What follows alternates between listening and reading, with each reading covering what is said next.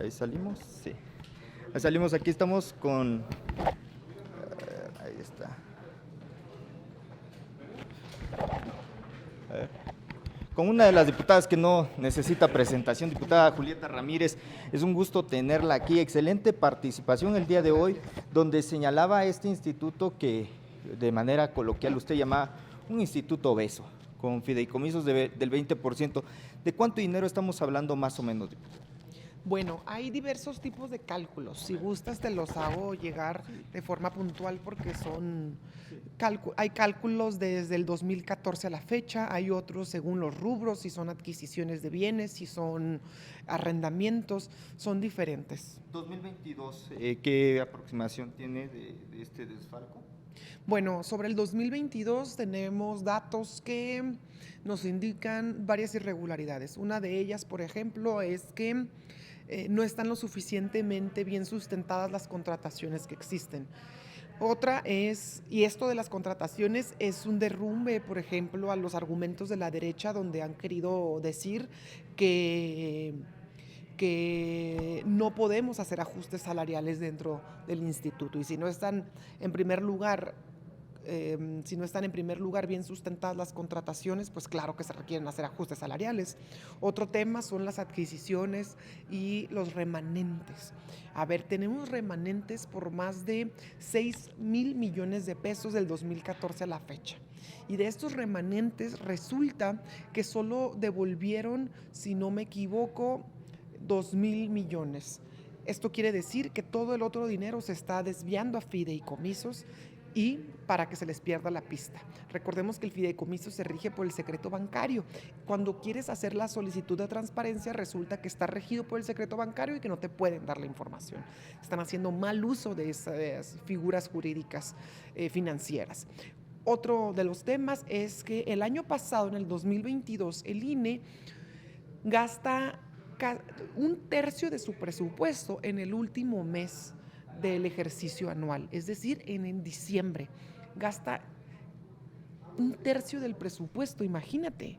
Esto quiere decir que no existe una planeación financiera adecuada en el instituto y que además pareciera, siendo mal pensados, que ya se les va a acabar el año, entonces hacen el ejercicio de todo el recurso que les queda y los remanentes los desvían a fideicomisos, lo cual quiere decir que hemos dicho que no se está haciendo el presupuesto del INE con base cero, es decir, siguen la inercia de cuánto solicitaron el año pasado y le agregan uno que otro monto o le agregan el índice inflacionario y así lo solicitan a la Cámara de Diputados, pero luego dicen que no les alcanza el dinero, lo cual es muy extraño porque claro que les alcanza, hay remanentes y hay un ejercicio apresuradísimo del gasto en el último mes de 2022. O sea, es increíble que con el 90% de la población viviendo en pobreza, estos señores pues se han dedicado al saqueo desmedido. O sea,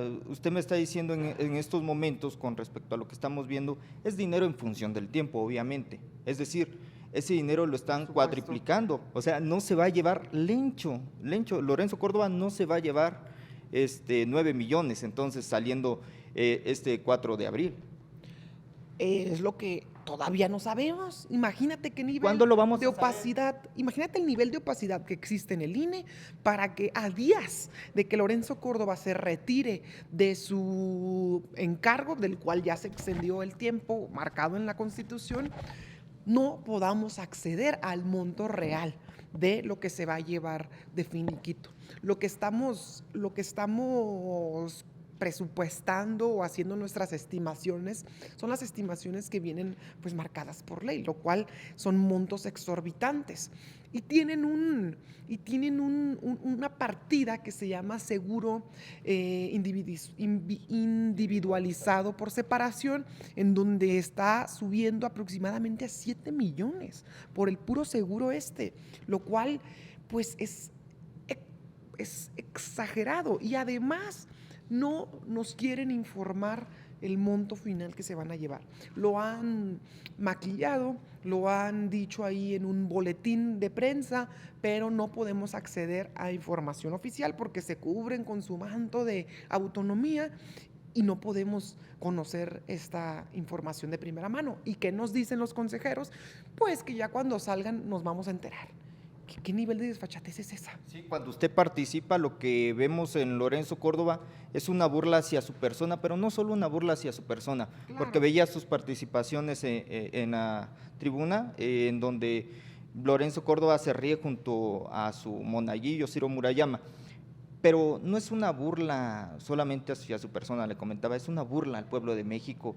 9 mil millones, ¿cuánto se va a llevar? ¿9 millones? 9 millones. Dice que 9 millones, pero el día de ayer Mario Yergo llevaba una imagen retórica de los fajos de billetes, que es una cantidad realmente, con respecto a lo que usted está señalando, ínfima. Es una cantidad ínfima de dinero con respecto a lo que usted me está señalando del desvío de recursos. Por supuesto, porque esto es lo que se van a llevar ya de salida, pero llevan ahí 11 años. Lorenzo Córdoba lleva ahí 11 años y Edmundo Jacobo lleva 15 Don años. Porfirito. Son los Porfirio Díaz de nuestra época. Realmente es triste porque de pronto ya hasta nos da risa esta actuación de estos personajes, pero lo que están haciendo es saquear al dinero del pueblo. Y lo preocupante de esta situación es que no cabe la conciencia ni la razón en la oposición de este país para admitir lo que está sucediendo. En vez de admitir y decir, es verdad, hay un exceso de recursos en el instituto, sí se pueden hacer ajustes presupuestales, no me digan que no se puede y que necesitan más y más dinero, es inaudito. En toda la administración pública federal se hizo, se instauró el principio de austeridad y se apretó el cinturón al gobierno, también en los gobiernos estatales y locales. ¿Por qué el INE no?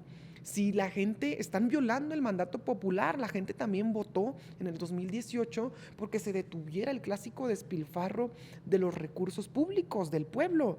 Y bueno, a la oposición no les cabe en la cabeza que esto pueda ser posible y como no tienen otra herramienta propia, es decir, no tienen un proyecto propio, no tienen propuestas de alternativas de nación o algún tipo de plan para este país, solo se dedican a descalificar lo que sea que haga Morena, se unen con ese propósito y los consejeros les hacen la jugarreta también a la oposición. Está secuestrado el instituto y es verdaderamente triste, no puede seguir así este país, siendo secuestrada el máximo órgano imparcial de las elecciones y promotor de la democracia, haciéndole el juego a la derecha, no nada más a la derecha nacional, ya vimos también que a la derecha internacional.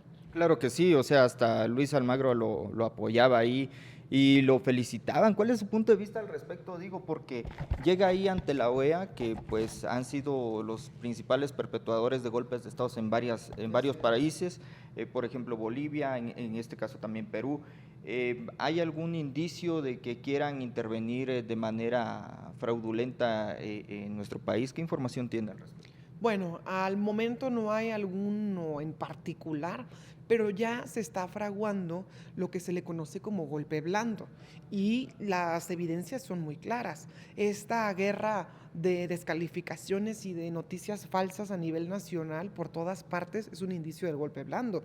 Esta permanente descalificación al presidente de la República dándole adjetivos como dictador, autoritario, lo cual es totalmente fuera de la realidad, es otro de los pasos de los golpes blandos. Y ahora estos personajes aliándose con la derecha internacional, con grupos de derecha, organizaciones, ONGs que han financiado tradicionalmente a movimientos de la derecha en América Latina y que ya están las evidencias, pues nos tiene en el camino a un golpe blando, lo cual hay que ser muy cuidadosos y no hay que ser ingenuos de que México podría convertirse en un blanco, así como lo ha sido Bolivia, Venezuela, Argentina, Ecuador, Brasil, como ha sucedido en América Latina. Por fortuna, en México actualmente tenemos una militancia del movimiento muy fuerte, simpatizantes muy comprometidos con el cambio que requiere el país y la derecha que pues no tiene propuesta alguna más que mentir, sobre todo lo que puedan mentir, pues esperemos se siga quedando en esas intenciones absurdas Y bueno, ya anunció ayer el presidente que pues tenemos un plan C. Si el B no lo quieren aprobar, pues la Suprema Corte de Justicia y el Instituto Nacional, que nada más se la pasan obstaculizándolo.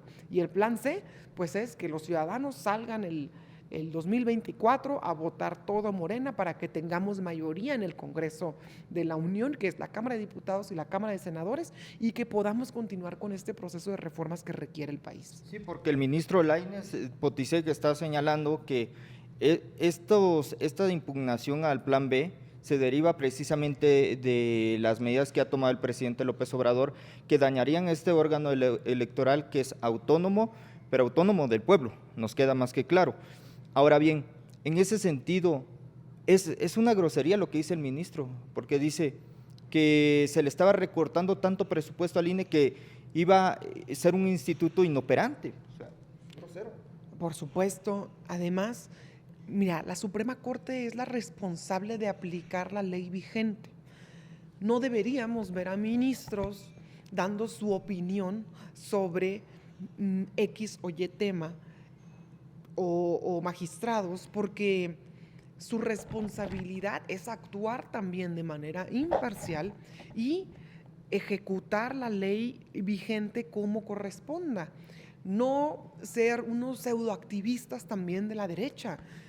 Pero bueno, tenemos que recordar que tiene que existir también una reforma al Poder Judicial de este país y para eso se requiere tener mayoría en la Cámara de Diputados, en la Cámara de Senadores, mayoría absoluta, porque ya vimos que PAN, PRI, PRD, MC juegan a sus intereses mezquinos porque nunca están de acuerdo. Ya viste hasta el día que se proclamaron en huelga y en moratoria constitucional, que no querían votar absolutamente nada, pero bien que cobraban.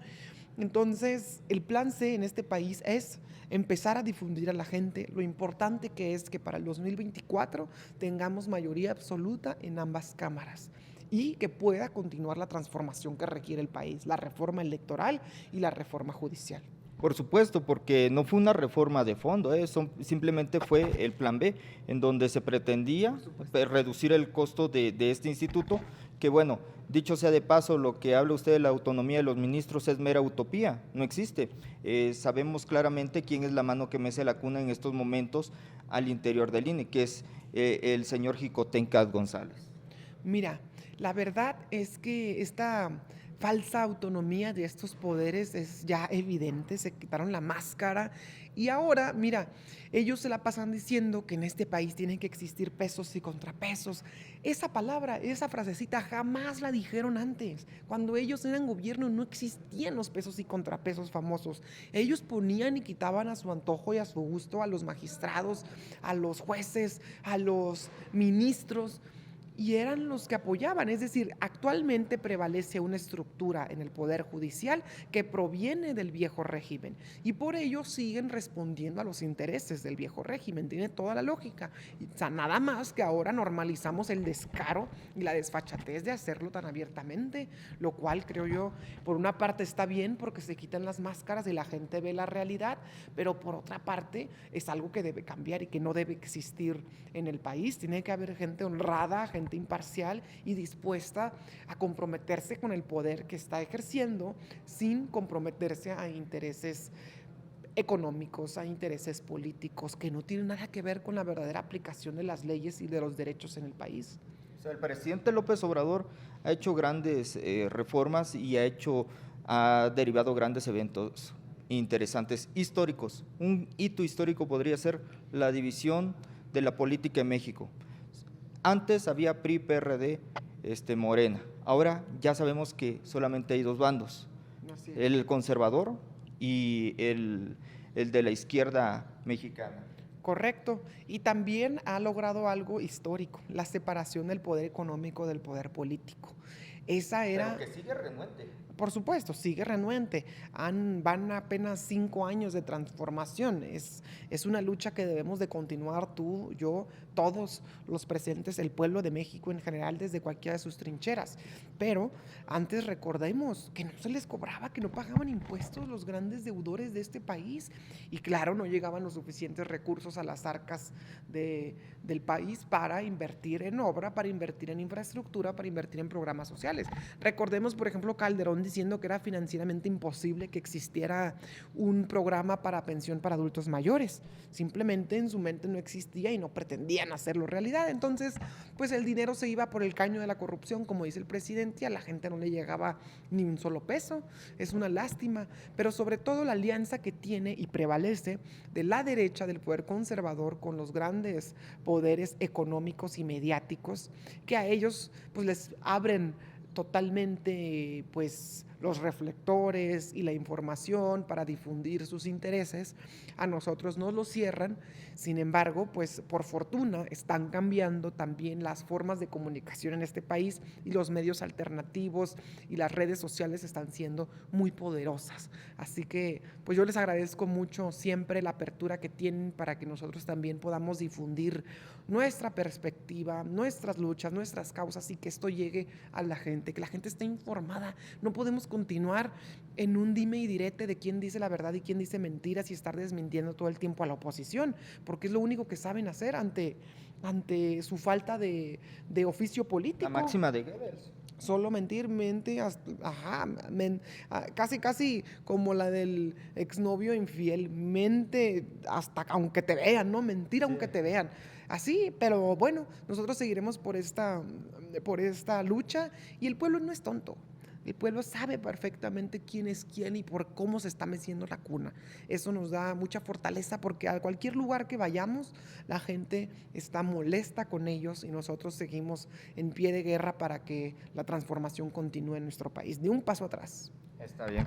Le agradecemos, diputada, no le quitamos más su tiempo, sabemos que tiene la agenda muy apretada y pues nada, externarle nuestras felicitaciones, Gracias. pero no solo eso, también hacerle la petición de que ya ofrezca disculpas, Lorenzo Córdoba, seguimos siendo los indios patarrajada para ellos, a mucha honra, pero ellos viven de estos indios patarrajada. Exactamente, ellos viven el recurso de la gente y se quieren aprovechar de él. Mira, yo a mucha honra siempre porto la artesanía de nuestro pueblo porque es nuestro orgullo, son nuestras raíces. Si ellos quieren fingir que no tienen el nopal en la frente, pues será muy su problema, pero que se les nota y hay que estar muy orgullosos de ello. Así que les agradezco también a ustedes por su valentía y el esfuerzo que hacen siempre para informarle a la gente. Muchas gracias. Muchas gracias, diputada. Gracias, que estén muy bien.